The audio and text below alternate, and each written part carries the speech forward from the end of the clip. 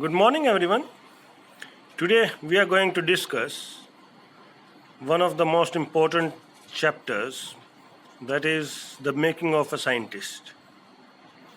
Scientist, as you know, is a person who is involved in new inventions, some new things that are useful for mankind. And here in this chapter also, we will find out about a boy who went on to become a scientist. It is very important from two points of view. One is because it will be in your syllabi and it requires many important things, like students just puzzle up about when he achieved which thing. So one must make a table with his grade, at which grade what were his achievements. Secondly, success. Everybody is running behind success, and success is not easy. Success is something that people run after, but there are people behind whom success runs, and it is only because of their expertise. People come to them from miles, from hundreds of miles, just because they have got success in any particular field. You choose that field and you become an expert in that, and that is it what makes you a successful person. So we will start with the chapter, not to discuss much. The chapter Making of a Scientist is biological sketch of a scientist, Richard H. Albright. He excelled in his research on butterflies. He also worked on hormones from the spots on a monarch. Monarch is a kind of butterfly. There are some spots on its wings, and from it he evolved some findings. And the resultant findings, the ending findings, he came to the conclusion that the chemical structure of the hormones, and it went on to give the answer of one of the major biology's puzzles that was pending for long. Today we will discuss the theme also. Gifted people are precious for the whole society. Gifted people means who are gifted with some real things like knowledge. But it is to be noted that nobody is gifted, but we attain it through teamwork, through labor, hard work. These are to be put on, and this has been proved by Albright also. Excellence in whole life can be traced back to the childhood. When a person excels in life, everybody says he is a successful person, but definitely it can be traced back to his childhood. What he started in his childhood, how much labor he put on to become that successful person, it can be traced in his childhood. There are three keys to success, that is, untiring will to succeed. Definitely, if someone doesn't have that will to succeed, success can never be. A curious mind and dedicated effort. Yes, these two are also important. Curiosity to investigate on different things. Like, what is there lingering on that I can attain from it? That is also there. People just go on, pass on from things, and they are not at all curious what has happened, what will happen. That curiosity must be there, and dedicated effort. I have heard that a person dug 1 feet at a day and at 100 places in search of water, but ultimately he didn't get that result. But there was another one who dug 100 times at the same place, and ultimately he got the result, the water. That is it, what is known as dedicated effort. All these things, if are combined together, these do make an individual a genius, and that is what is called as a success. We will continue with the message that we have.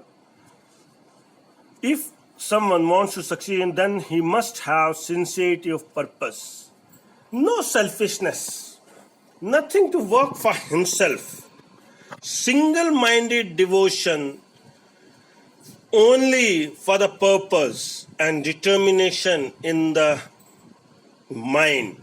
That is going to help you to get the success.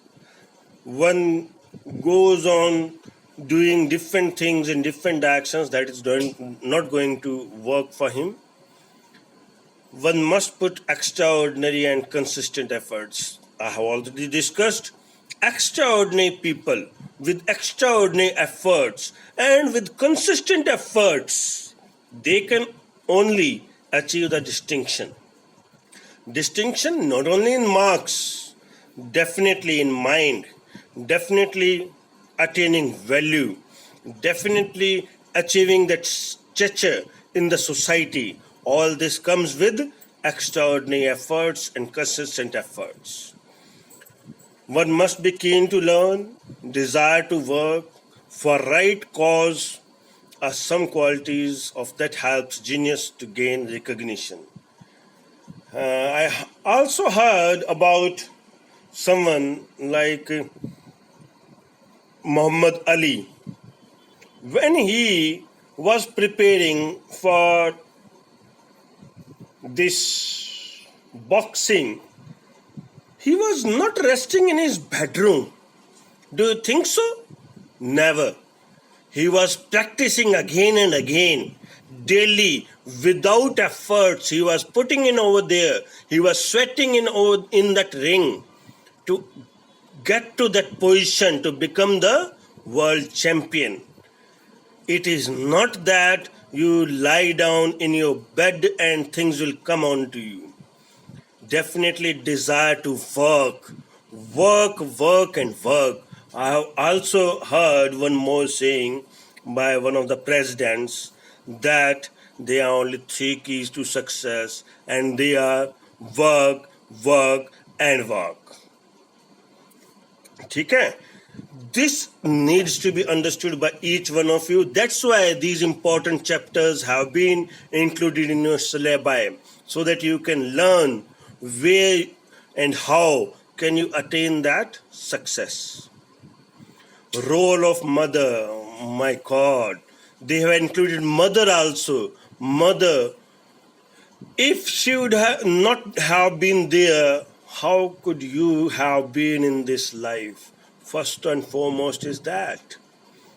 And secondly, he in this chapter, when his father was not there to accompany, they were alone, and they both were living alone, but still there was someone who was always there for a bride, and it was his mother. And mother's interest and influence during his childhood itself shaped his destiny. It is not that he himself did.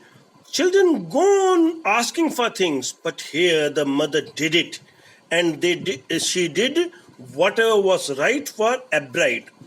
And that's why Abright achieved great heights because of his mother. That cannot be denied. She was always encouraging, cooperative, understanding. She never said that whatever you are asking for it cannot be done. Even if she was alone helping him, still she was always there. She was giving him love, care. She was always helpful, and she was the only companion with Abright. This thing must be learned. Characters, there are few characters also. Like first and foremost is Richard Abright, a brilliant scientist. He is famous for his work on cell and reading of DNA. Second comes Richard's mother, encouraging mother, ideal mother I can say, ideal mother who should be ideal for each one of those girls who are listening to me. She supported Richard in every way she could. And then there was Dr. Frederick, a prominent scientist. He did his research on monarch butterflies, and there Richard stepped in and he took it ahead. He provided guidance to Richard, but Richard went ahead, and that is the work of a pupil, not to stop where teacher has stopped. He must learn and go ahead in the life. Richard A. Vera, Richard's social studies teacher, he went on to give him extra assignments, and he helped him to become a good orator, good debater, and public speaker, where he could tell about the achievements he had accomplished.